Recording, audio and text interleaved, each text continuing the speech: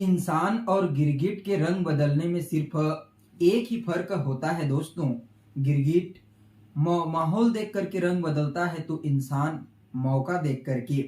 नमस्कार दोस्तों, मैं ज्योतिष आचार्य वासुदेव मिश्रा आपका अपने चैनल मिरेकल ऑफ एस्ट्रोलॉजी में हार्दिक स्वागत करता हूं। दोस्तों, आज का यह ज्योतिष का कार्यक्रम आप लोगों के लिए यानी कि मिथुन राशि वालों के लिए बेहद ही ज्यादा खास कार्यक्रम साबित होगा। जी हाँ दोस्तों, आज हम चर्चा करेंगे ग्रहों के सम्राट सूर्य देव के राशि परिवर्तन प्रभाव के बारे में। ग्रहों के राजा सूर्य देव अपनी वर्तमान नीच राशि तुला राशि को छोड़ करके अपने मित्र मंगल की साधारण और अर्ध जलीय राशि वृश्चिक राशि में प्रवेश कर चुके हैं, जहां पर सूर्य देव आने वाले 16 दिसंबर तक गोचर करेंगे। उसके पश्चात अपने ही मित्र देवगुरु बृहस्पति की मूल त्रिकोण राशि धनु राशि में प्रवेश कर जाएंगे। तो ऐसे में दोस्तों, आज हम जानने का प्रयास करेंगे सूर्य देव वृश्चिक राशि में गोचर करते हुए आपको किस प्रकार का परिणाम अपने इस गोचर काल के दौरान देने में सक्षम होंगे। सूर्य देव के इस गोचर काल को बेहतर बनाने के लिए कौन सा उपाय आपको करना चाहिए, हर एक जानकारी विस्तार के साथ आपको बताएंगे। इसलिए वीडियो को बिना मिस किए अंत तक देखिए। यहाँ पर कुछ बातों का ध्यान रखना बेहद ही आवश्यक है, क्योंकि सूर्य देव एक अग्नि तत्व के ग्रह होते हैं और जो वृश्चिक राशि है वह जल तत्वीय राशि है। तो ऐसे में दोस्तों, सूर्य देव का वृश्चिक राशि में गोचर करना वैसे तो मित्र का घर है, लेकिन जितना श्रेष्ठ और अच्छा परिणाम सूर्य देव मेष राशि में देते हैं उतना इस राशि में नहीं दे पाते।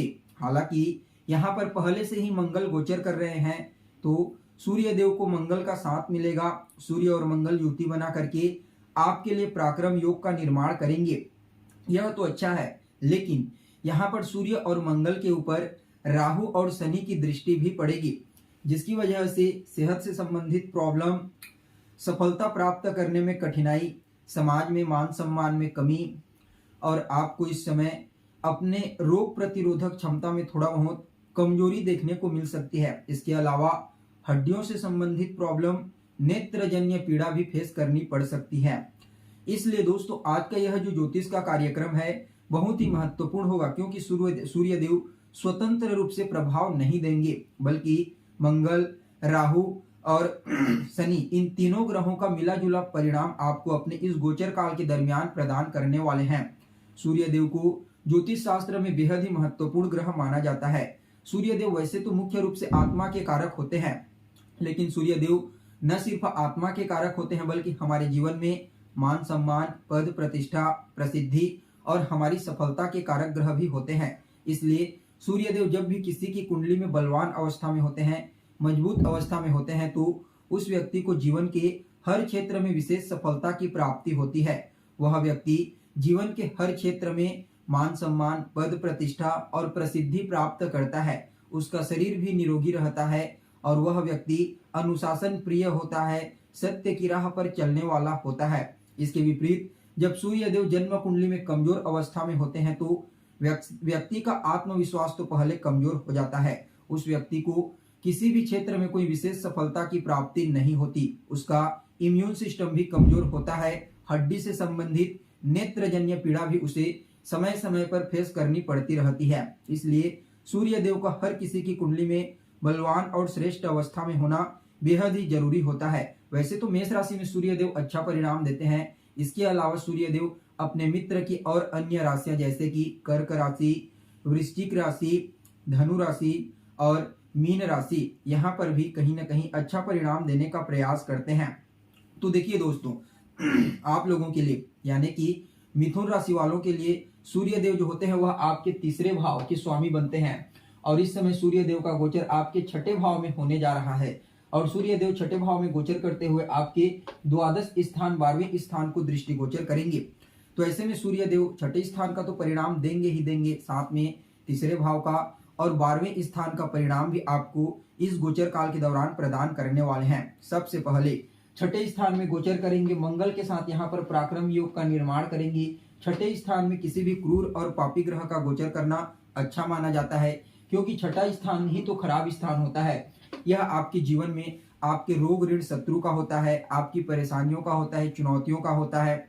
तो ऐसे में सूर्य और मंगल की युति छठे स्थान में आपके लिए कई मामलों में अच्छा रहेगा। सबसे पहले तो यह आपको शत्रुहंता बनाएंगे। इस समय शत्रु आपका चाह करके भी कुछ नहीं बिगाड़ पाएंगे। शत्रु आपके समक्ष नतमस्तक हो जाएंगे। शत्रु बाधा से आपको इस गोचर काल के दौरान छुटकारा देखने को मिलेगा। साथ ही दोस्तों यहाँ पर अगर आपने किसी से कर्जा ले लिया है, ऋण ले रखा है, तो उस ऋण को चुकाने के लिए भी सूर्य और मंगल आपको नया रास्ता प्रदान करेंगे। साथ ही कोई विद्यार्थी हैं जो किसी भी प्रकार की कोई कंपटीशन एग्जाम की तैयारी कर रहे हैं, उन लोगों को इस समय अपने कंपटीशन एग्जाम में, प्रतियोगी परीक्षा में विशेष सफलता की प्राप्ति होने का योग बना हुआ है।